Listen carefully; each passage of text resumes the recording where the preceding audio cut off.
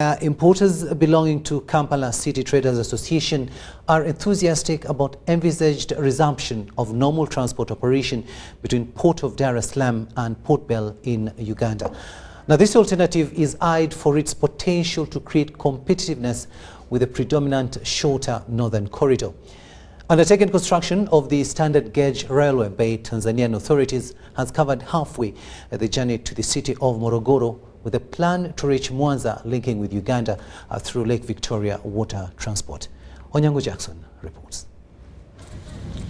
Uganda in 2007 was fixed between a wall and a hard place, following the post-election violence in Kenya, a major trade route accounting for 80% of imports to the country, and into the Democratic Republic of Congo, Rwanda and South Sudan. At this point in time, the further Dar es Salaam road route became once again inevitable amidst the worst state of infrastructure. Sometimes you do not pass via the southern corridor if you did not have an escort.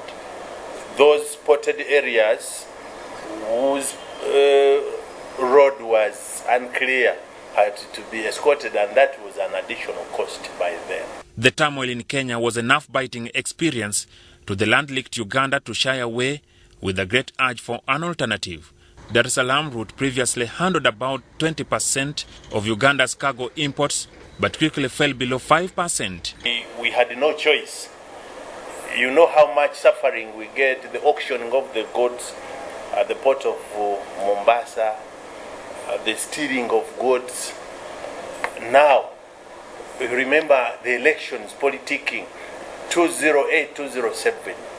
Ugandans lost cargo, Ugandan-bound cargo, to an extent that up to now we are demanding over $40 million. What we are interested in is having an alternative route for the traders, because once we have a monopolistic tendency with one port, that means we can be exploited, and we need a competitor who can bring down the costs of doing business in EAC, and particularly in Uganda. Exerted effort could have a resumption of transportation activities through a mix of the cheaper railway and water transport to connect from the port of Dar es Salaam through to Mwanza and finally to Port Bell.